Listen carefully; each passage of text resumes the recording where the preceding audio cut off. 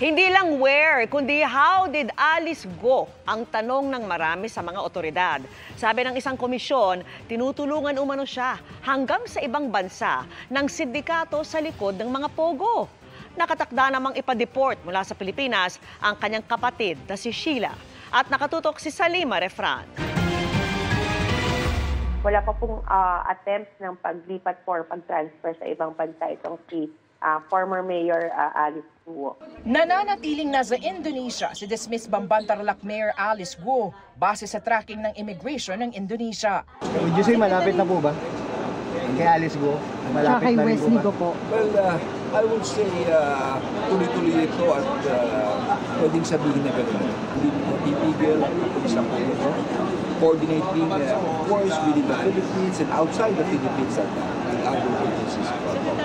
Sabi ng DFA, hindi pa kanselado ang Philippine passport ni Guo, pero nakikipag-ugnayan na raw sila sa Department of Justice para rito. I know there's a process, but how long will it take usually? Hard to say, but we're working. Ayon sa Office of the Consular Affairs ng DFA, pwedeng makansela o ma-revoke ang Philippine passport kung may court order o kung fraudulent o may misrepresentation sa pag-apply nito tulad ng pamimeke ng dokumento.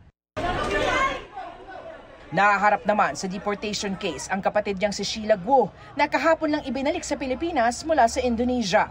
Meron kasi siyang Chinese passport na may validity hanggang 2031. Jiang Mir ang pangalan niya sa Chinese passport na siya ring inilagay sa kanyang mugshot. Iba rin ang kanyang birthday sa passport. Sheila Guo ay sinampahan po natin ng deportation case for undesirability and for misrepresentation. We deem it na siya po ay nakakuha ng kanyang Philippine documents through fraudulent means. Walang exit stamp ng Pilipinas ang Philippine passport ni Sheila, pero may entry stamp sa Sabah, Malaysia. Iniimbestigahan na kung sa rutang ito rin pumuslit palabas ng bansa si Alice Guo.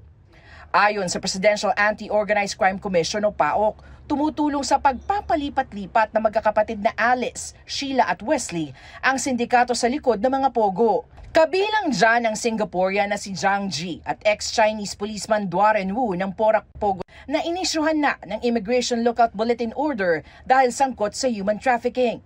Gayon din ang mga business partners ni Guo sa Pogo sa Bamban na sina Zhang Ruijin at Lin Baoying na sangkot sa qualified human trafficking at money laundering sa Singapore.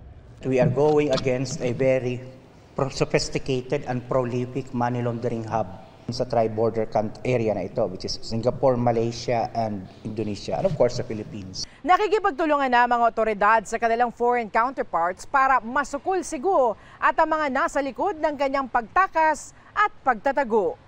Para sa GMA Integrated News, Salima Refran, nakatutok 24 oras.